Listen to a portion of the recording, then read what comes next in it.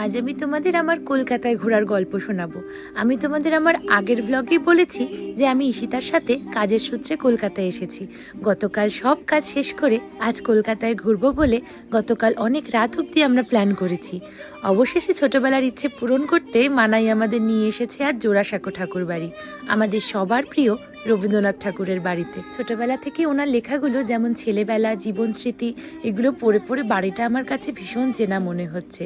তার সেই বারান্দাগুলো, বারান্দার ভাঙা পালকি বা বলায় সেই শিমুল গাছ, সব যেন খুঁজে পাচ্ছি চোখের সামনে।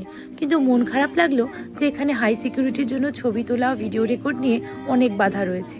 তাও খুবই অল্প কিছু ছবি তুলে রাখলাম ওদের পারমিশন নিয়ে। আমরা এখন এসেছি বাবুঘাটে, এখানে গঙ্গার তীরে আরতি দেখব বলে।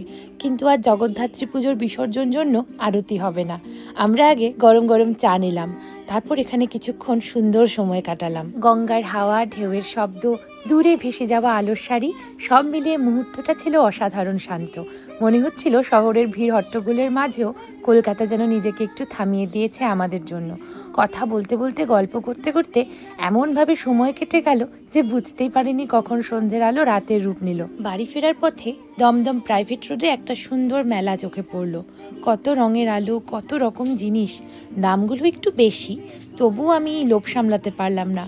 আমি আর ঈশিতা সামান্য কিছু কিনে নিলাম, কারণ এটা আমার প্রথম কলকাতায় আসা একা একা, তাই একটু তো স্মৃতি হিসাবে কিছু কিনে রাখতেই হবে।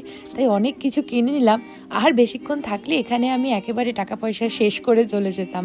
যাই হোক, ফেরার আগে আমি আর ঈশিতা হাঁটতে হাঁটতে একটা কাজ অবশ্যই করে নিলাম, সেটা হচ্ছে কলকাতার ফুচকা ট্রাই করলাম।